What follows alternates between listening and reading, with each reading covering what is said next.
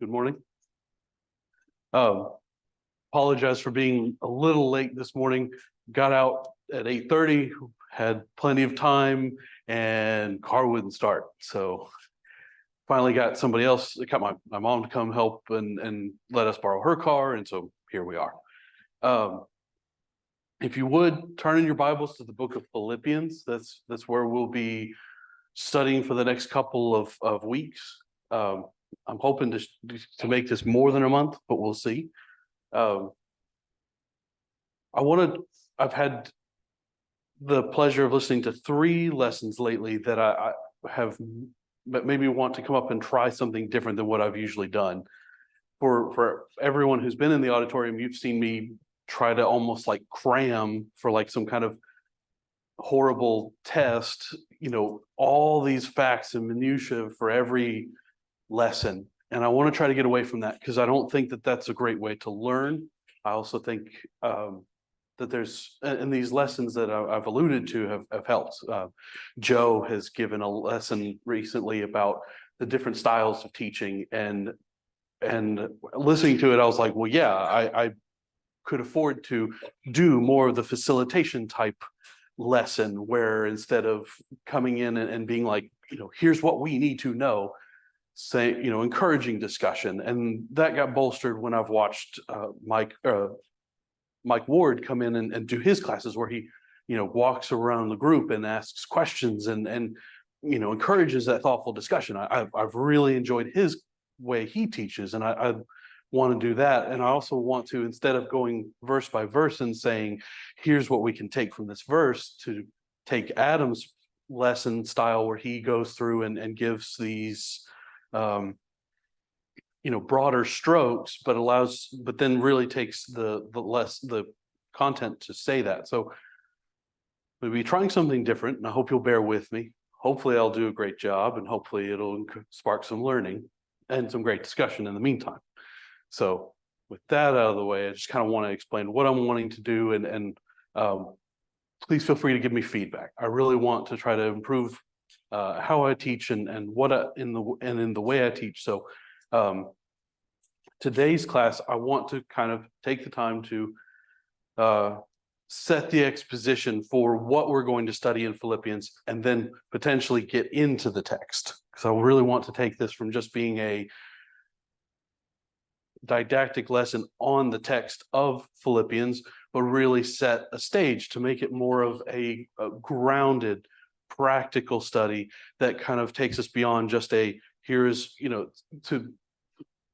set the stage with what we know happened in Philippi in Acts, and kind of more about the church, and then we'll get into the text itself.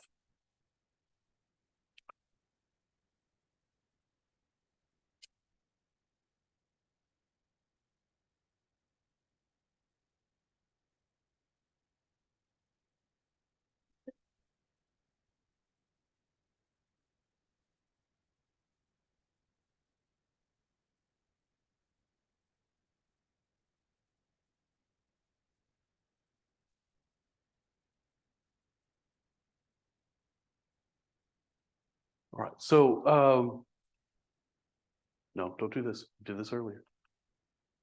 It was fine.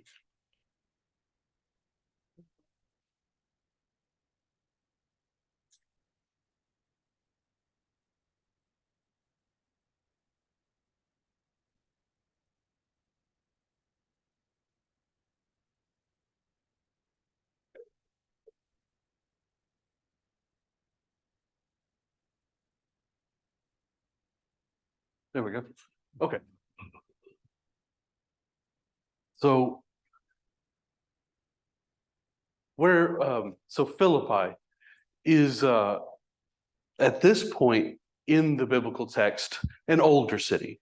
It was settled in about and I'm going to break from what I just told you all I want to do for this, and then we'll get to what I actually want to do. Anyway, I couldn't figure out how to didactically show this part about Philippians. Anyway, I forgot to update that. Anyway, so by this point, Philippi has been a city for about 400 years. settled by Thracians in 360 BC. It was named after King Philip II of Macedon, and he then just shortened it to his own name, shortened it from Philip to Philippi, naming it after a city, which on this map is right about there, for those who can see the slides. So Philippi is set kind of away from a swamp. It's the back of it is located the backside of it is located on a hill, so it's got some defensive abilities there.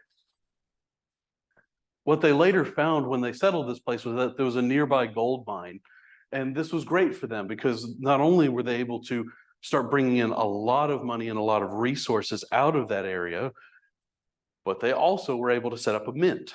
So this became a very wealthy place very quickly.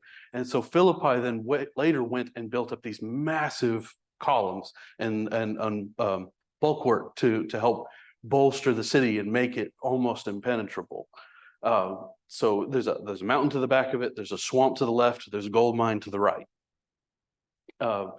Later on, after the Thracians are defeated by Rome then takes this chance, because if Rome is over here offside the map in Italy, this is Greece, they need a way to get to the rest of their empire. So what they do is they build the Via Egnatia, which goes completely across this area. And Philippi sits almost dead center in this massive road that they built, based almost, the equivalent of an interstate. It's paved, it's smooth, it's allowing them to be able to get to the rest of their empire very quickly. So this is a hub of activity. This is still the place of the gold mine, and so there's a lot always happening in Philippi.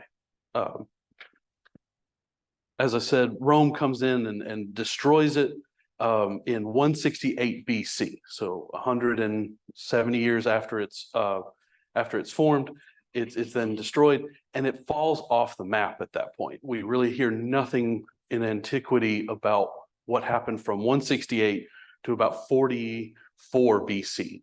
This is finally where we begin to know what's going on, because at this point, the historical record we have of the fall of the death of Julius Caesar then allows us to, we start having a historical record there that's well established. So to take us back to high school history class, after Julius Caesar is murdered, his heirs, Mark Antony and Octavian, start quelling the forces of Junius Brutus and Gaius Longinus. So as Mark Antony and Octavian begin to quash that rebellion and quash that grab for power, they eventually retake this area. They fought for it in 44 BC, and eventually said to the soldiers who fought in the Battle of Philippi that conquered this area, said, you can now have this land. And that's a big deal for those soldiers, because at this point, before the fall of the Roman Empire, soldiers had to buy into the military. It wasn't enough, you weren't just conscripted into it and then you were given your armor. You bought your armor as a part of getting into the military.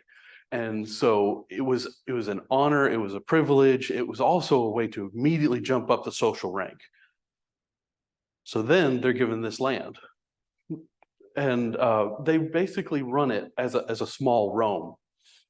They centuriate it, they break it up almost in military formation, giving it squares of land. They keep it pretty much as is, as established as it is. It doesn't make sense to do a lot of redistricting or destruction. They do go on and create a little forum, like that's what I'm looking for. Basically an auditorium, where they can have plays, where they can have speeches, things like that. And yeah, basically keep it just like the Greeks had it. This is now that we're doing kind of stuff with the Spanish program, this is also a place where a lot of languages come. I was kind of curious to see what we might see in terms of languages. Greek, Latin would be the big two. Of course, those were the major languages of the time. But there's also Punic, Coptic, Aramaic, Syriac, Celtic, and so this is a place with a lot of languages, a lot of things going on at any given time. Any thoughts, questions, concerns so far?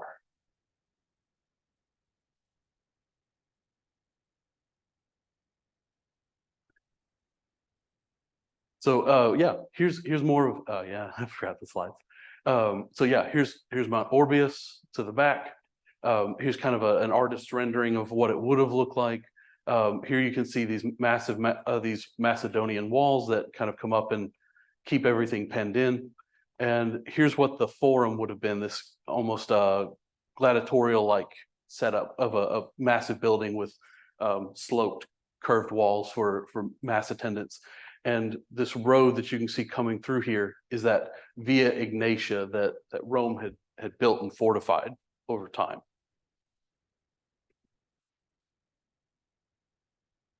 So we're going to refer to it as Philippi. We're not going to do what the Romans did, as they took it over and call it Colonia Augusta Iulia Philippensis.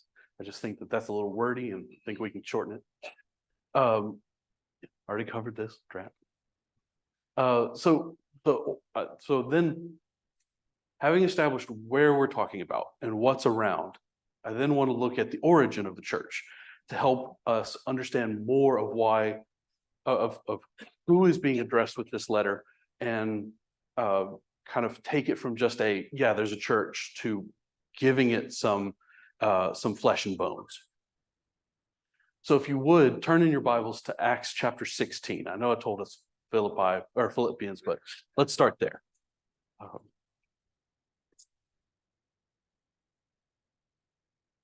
When someone gets there, would they mind reading Acts 16 verses 10 through 15?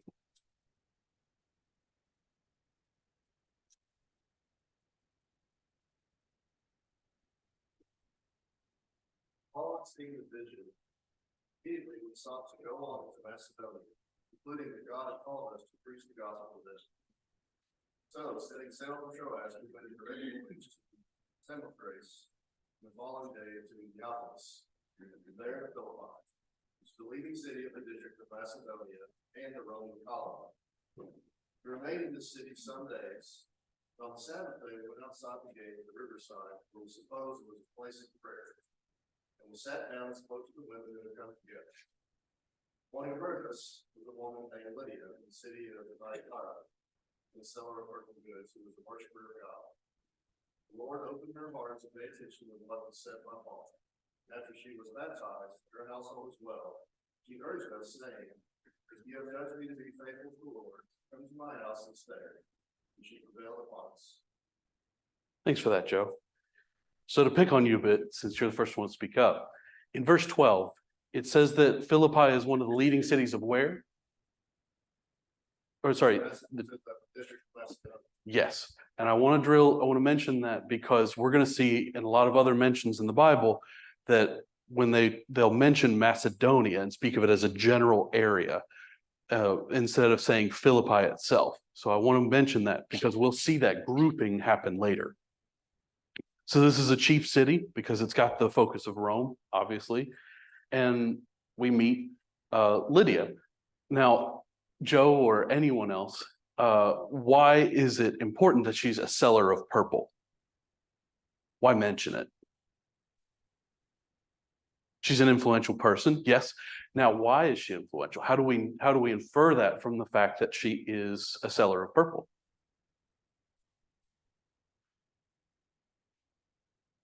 Exactly. Sorry. So to those who might not hear, or those who are on Zoom, purple dye was hard to come by. You either had to know how to get the purple, or you had to have ties with both the red and the blue dyes, the castes who had that ability to make those dyes, because this was a guarded secret. This was something that that you grew up in, that you were raised in, and you continue to do. So you either needed to know how to make purple, which was its own difficulty, or you had to know how to bridge the gap between the red and blue dye makers. So she's very influential, and she's got that ability to do that there. So already with the very first person, yes.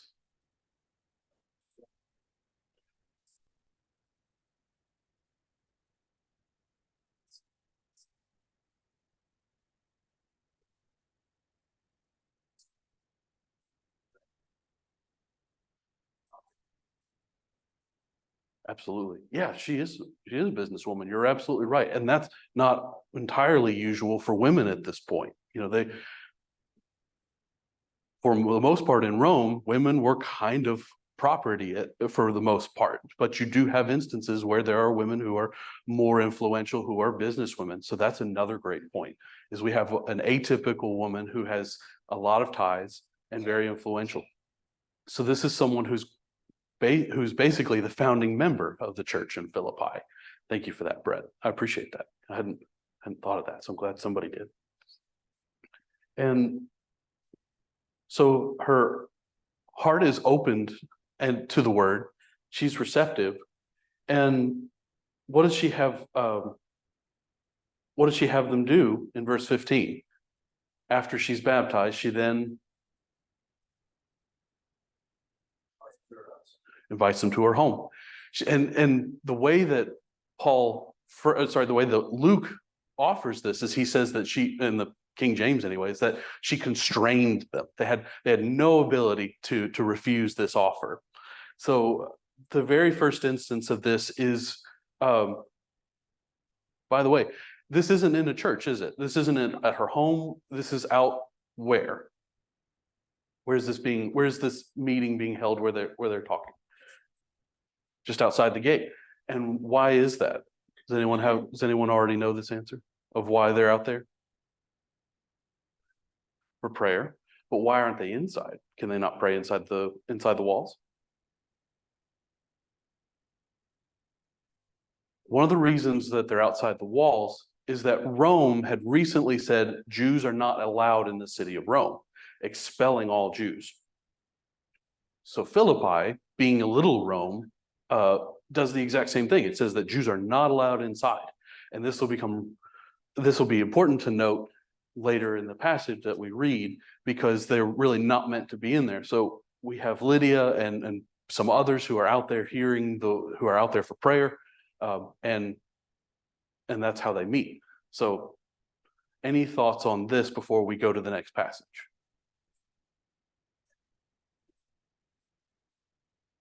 Mm-hmm.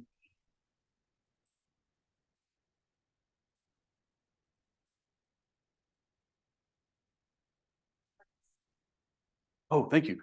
So they weren't allowed to be in Rome at all. I mean, like, Jews were not allowed to live in the area. Were not allowed to live, within the walls. The kind of cloister way that Jews held themselves, keeping their own quarters, keeping with themselves, and not really having a lot to do with the rest of Rome, rubbed. I think it's Mark Antony and the others of the elite the wrong way. They saw them as an outside force. They also didn't abide by Roman faith. So immediately they didn't believe the same thing. And so, given their traditions, given their customs, given the way that they wouldn't interact and wouldn't work alongside them, they just said, "You're out." So yeah, this was a permanent taboo, or for as far as they could see. Thanks for asking that. Any other thoughts? Yes, sir, David.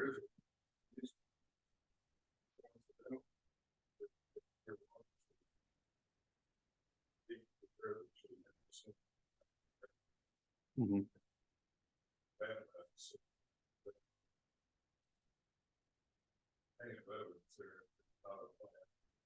Yeah, absolutely. I mean, you can see the Lord's handiwork there. She's outside the walls praying at this time, easily visible.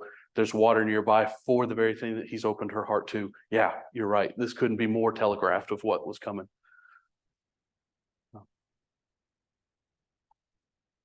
So could I have another reader read 16 through 24? Verses 16 through 24. We're going to the place of prayer. We were met by a female slave who had a spirit by which she predicted the future. She earned a great deal of money for her owners by fortune telling.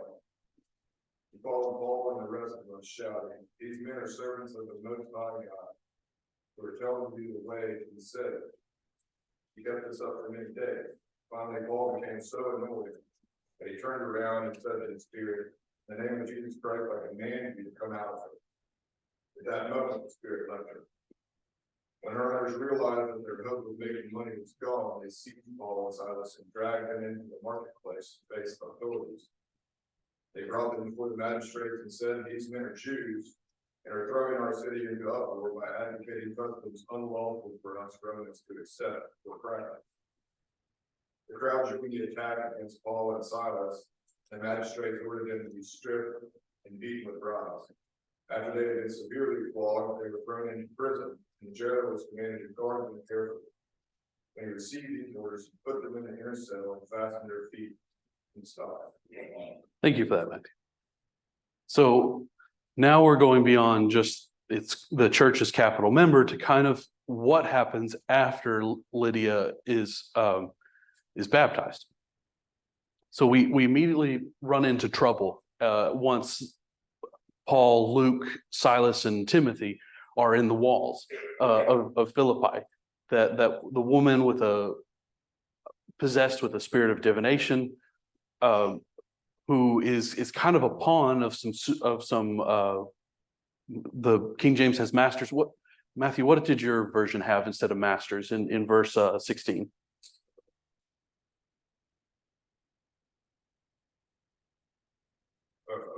Owners. Okay. So I'm not going to speculate on what kind of divination that she did. It would be pure conjecture on my part, but in some form or fashion, she's a valuable possession of theirs because of this ability to divine. She has somehow made money. I don't know whether the possession showed, I'm not sure, but suffice to say, she is profitable to them in whatever fashion. So she goes around like a can tied to a cat's tail and continues to say, "These men are servants of the Most High God." So immediately causing trouble, right?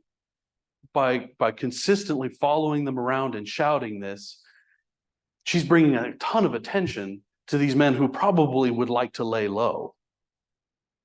And I don't have anything to support this, but I would like to think that one of the reasons this spirit can only say these men are servants of the Most High God is that she can't say anything slanderous about them. She has to say something. So she says this in not being able to draw anything against God, but just has to say something. Anyway, speculation aside, she continues to do this, bring tons of attention to them as they would like to probably get through the city without a lot of attention turned to them, and does this to the point that Paul is annoyed, and he then casts her out. I mean, the way I say this is like when your kids are, I don't have any, but anyway, I'm sure I was one of these kids at some point where just kept making so much noise that the parents were like, "Is he possessed?" Eddie? This is something that actually happened in ministry of Jesus, where an evil spirit was testifying that he was Jesus, that he was the Son of God. And Jesus ended up doing the same thing, casting the spirit out to silence him. And I think it has something to do with the origin of the testimony. That was an evil spirit, recognized as an evil spirit, and Jesus, even though the spirit was speaking the truth, didn't want that testimony to come from the evil spirit.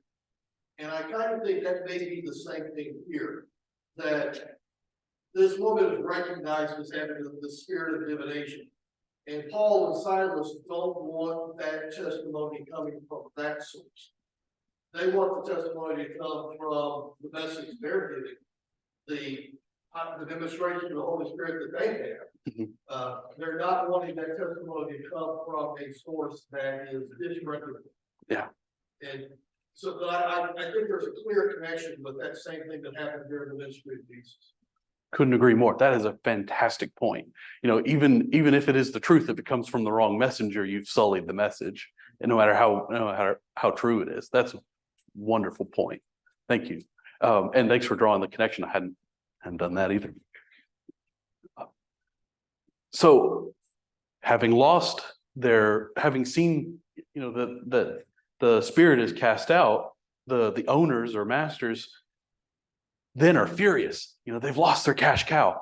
So they bring the men, they bring the men into the marketplace and say what in verse 20? What's their accusation?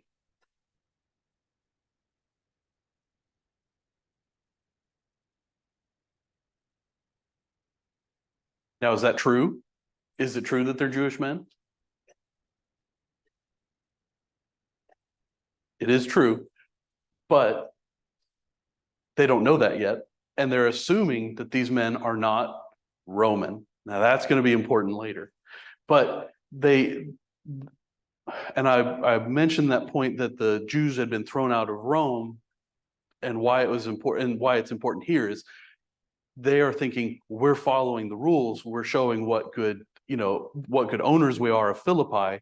So they're like, we haven't codified this into our law of casting out the Jews, but here they are here saying these men are Jews and they're exceedingly trouble. They're being trouble to our city, and they don't know they don't know what we're trying to do and what to observe, not being Romans themselves in verse 21. So we see a break from what should have happened and proper protocol for the Romans in verses 21 and 22. In Roman law, they would have gone to court for this. This would have been something that needed to be arbitrated, but we don't do that here. Instead, they bind them without any kind of formal recognition of a charge or any kind of adjudication of what's going on there, take off their clothes and then have them beat and then put them in jail.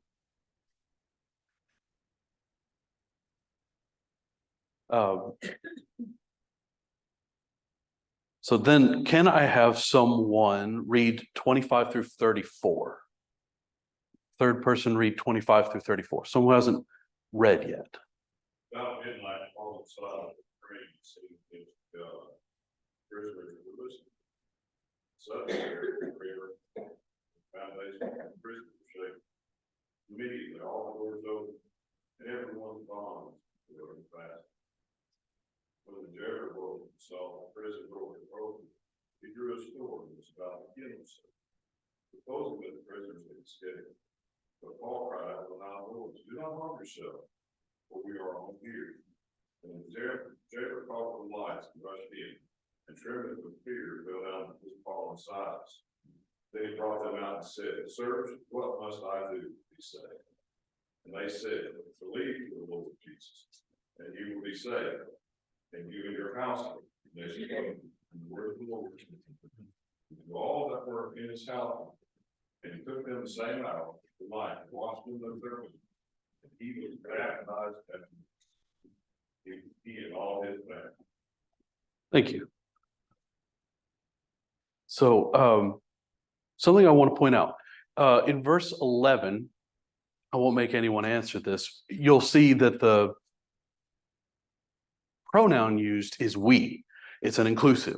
So it's widely accepted that Luke is the writer of this. Now in verse 25, it goes from actually earlier than that to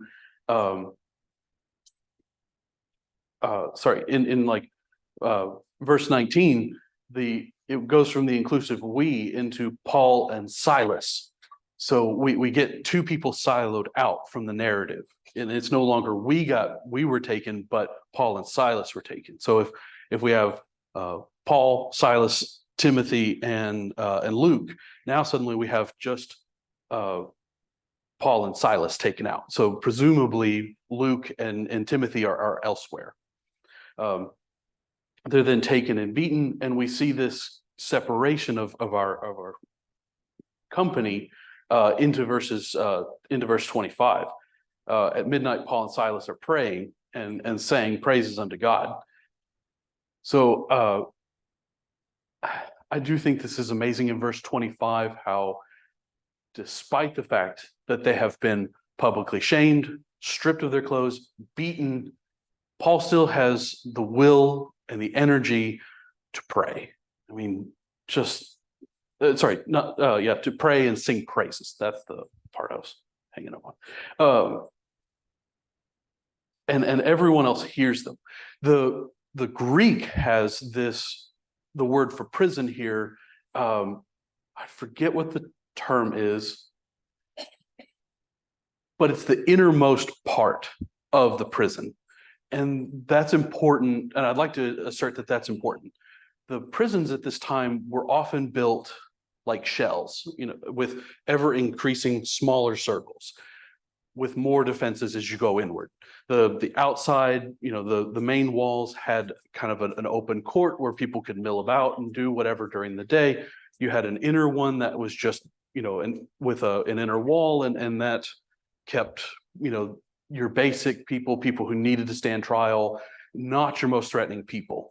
But the fourth and innermost is the word that's used in the Greek for this passage. And that would be a place that had iron bars all the way around it, had guards that were stationed on this.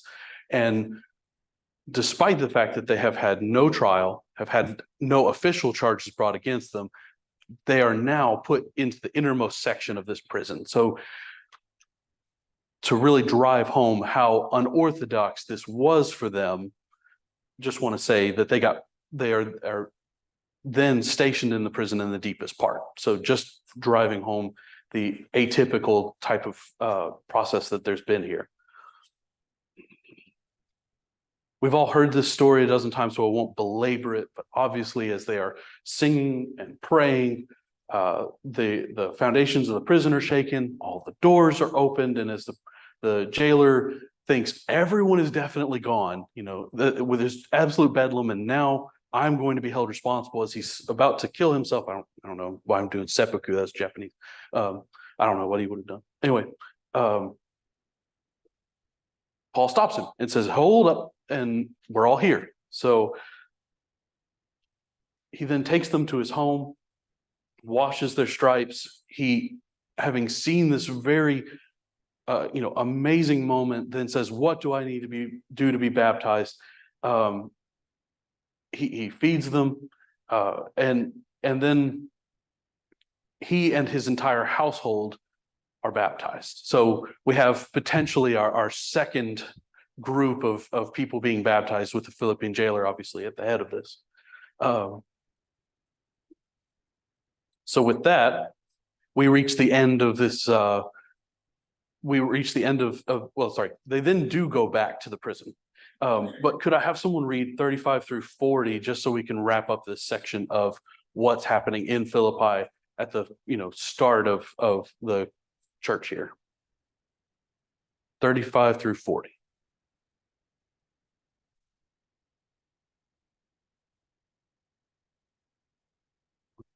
How they came to chief magistrates and the policemen saying, release those men. And the jailer reported these words to Paul, saying, the chief magistrates have sent to release you, therefore come out now and go in peace. But Paul said to them, they have beaten us in public without trial, men who are Romans, and thrown us into prison. And now they are sending us away secretly? No, indeed. But let them come themselves and bring us out. The policemen reported these words to the chief magistrate. They were afraid when they heard them. They were Romans. And they came and killed them, and they brought them out. They kept begging them to leave the city. They went out of the prison and entered the house of Lydia. And when they saw the brethren, they encouraged them to depart. Thank you. So the magistrates have cooled. They've had the day to realize how badly they've messed up. And rather than go to the prison and say, hey, we're letting you go, they then try to just direct that the men need to be released. And Paul and Silas are not interested in being sent out quietly, to hush them out the door, as if everything is forgiven. They're Romans. They shouldn't have had this happen to them. And this is important to the Dumviri, the leadership of Philippi, because they're trying to emulate Rome. And here they are having whipped people who are Roman without any kind of a trial. So this should be sending, this should be causing, them to absolutely sweat and fret at the idea of what could come if this gets out. But also to bolster on something that Eddie mentioned earlier, Paul isn't interested in leaving because he's done nothing wrong. If he leaves quietly the way that the leadership wants him to do, he's essentially admitting guilt, right? Or that whatever, despite whatever, that perhaps he's not as innocent as he is maintaining. But he is innocent. He is an innocent man with a righteous cause. So it's not enough that they just get pardoned and told, hey, you can head out. Yes. And I think this was important for the Christians that remained in Philippi. They were thrown into prison essentially because they said the message they were preaching was unlawful. By the magistrates coming and publicly releasing Paul and Silas and admitting they were wrong in failing them, that takes the discredit away from the message. And so that helps the disciples that remain there at Philippi, even after Paul and Silas leave. It helps the disciples to not be viewed as being pariahs, but in fact their message was not unlawful, and their message was something that could be regarded by others that they're trying to convert to Christ. Absolutely. Yeah. If they left quietly like that, it might look like those who are about to begin this church here were worshiping something that they shouldn't, following something that was tainted by what happened prior. But they're exonerated of that fact. That's yes, absolutely. So they realize what they've done, transgressed. They then head back to Lydia, who then provides comfort to them, and from there they depart on the rest of the second missionary journey. So, but two people stay behind: Timothy and Luke. The Philippians are going to learn through this that like Paul, Timothy is very much concerned for them, really wants to see to them and help them, and he'll be someone that's a real boon to the church here in Philippi.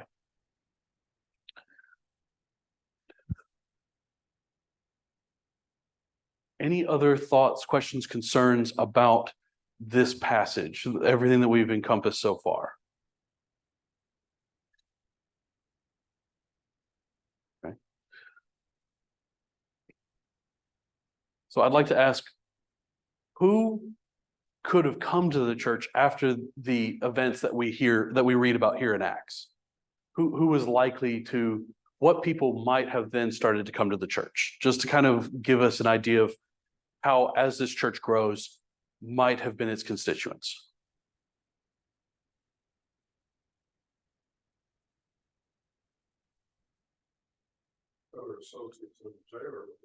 Associates of the jailer, absolutely. Do you think the jailer could have ever spoken to anyone inside the prison about what he'd seen there, what had transpired in the building? Absolutely.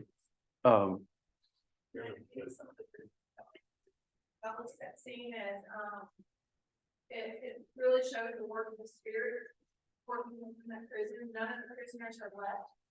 And I think, and this is how my mind works, that I see they were seeing the goodness out of Paul, right, with his songs and speaking to them, and they didn't leave. And there was something about that, right, that brought them in, so it kept them there. Yeah, absolutely. That power and authority of God coming there, shaking the prison, absolutely makes sense that those people who saw everything that happened, that saw the jailer who then is like, what do I need to do? Showing that belief in them. I think it's very likely that people who were in that prison who got out would have then gone to the church because they'd seen that power and authority there. Yes, thank you for that. Speaking of power and authority, what else did we see here that illustrated the power and authority of God? I'm thinking of a certain woman who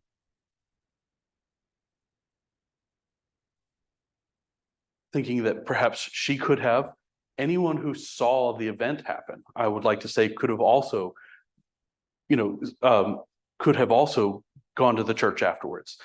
People who knew these owners would have seen the change in her, have seen that spirit of divination is no longer present. People who saw the exorcism there, I think those people could have also said something much greater is at work here and gone to go find more about these men who have, about Luke and Timothy who are still there in the city. I don't have anything to support this, but I do want to suggest that those people could have been some of those who go into the church later. Are Luke and Timothy nobodies at this point? Do they have any recognition inside the church?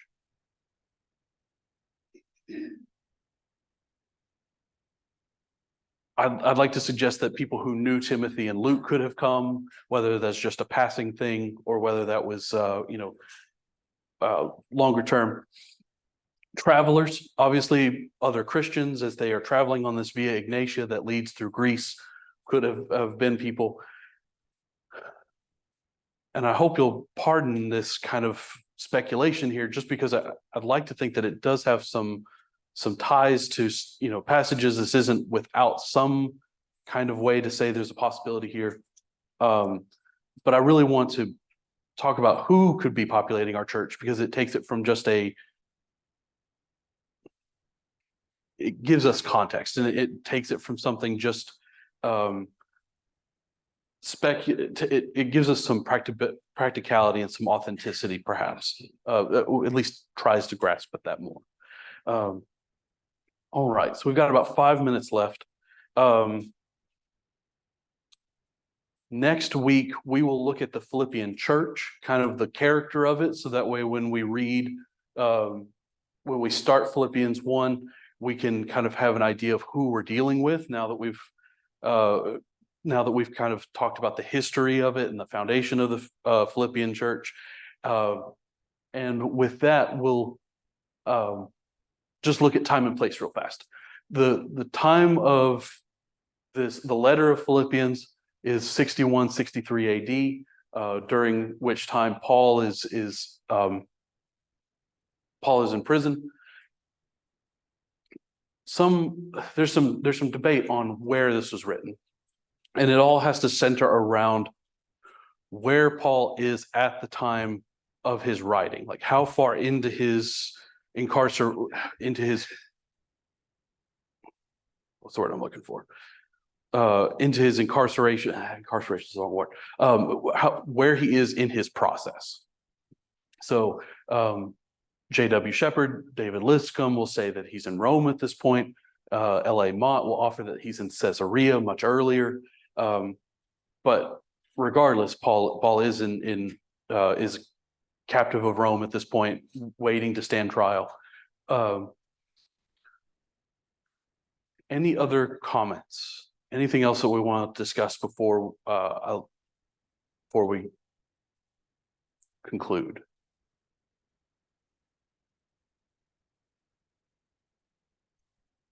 I appreciate you all very much. Thank you. Thank you.